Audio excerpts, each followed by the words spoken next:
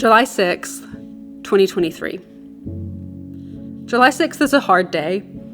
It's the day that we shut the bedroom door with the possibility of it being forever.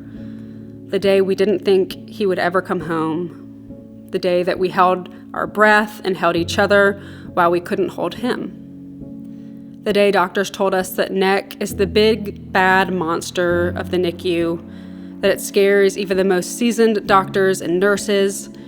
It comes quietly with no notice. W's case came on quicker and more silently than most. Within 12 hours, he went from healthy to almost gone.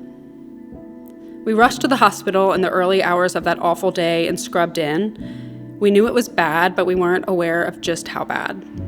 As we stood at the scrub sinks, waiting for someone to take us to his cribside, surgeons and doctors flooded in. "We're here for bed X, emergency surgery. We're here for the NEC patient in X." Carts and surgical tools were rushed past as we stood helpless.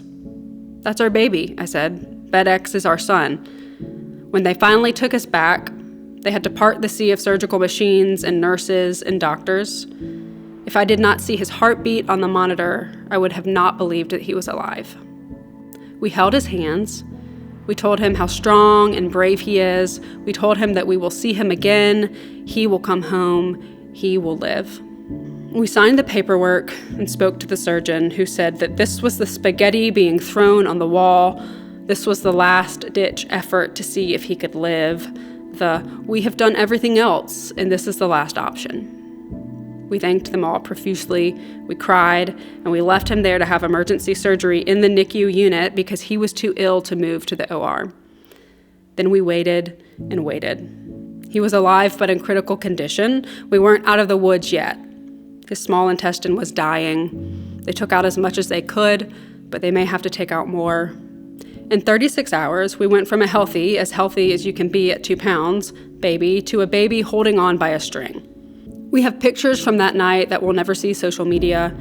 We have memories from that night that will never be shared outside our closest circle of friends. W's health is his story. As he grows and takes ownership of his disabilities and diagnoses, he will become the storyteller. I have said it before and I'll say it again. We are happy to talk about this with you, just not where it will live for eternity in the depths of the internet. We're happy to share our story in detail. If you need support or camaraderie, reach out. Our story is still in the making. Though we are out of the hospital and out of the metaphorical woods, we still have a lot of mountains to scale with his health journey. If we're quiet on these platforms, it isn't because things are solved.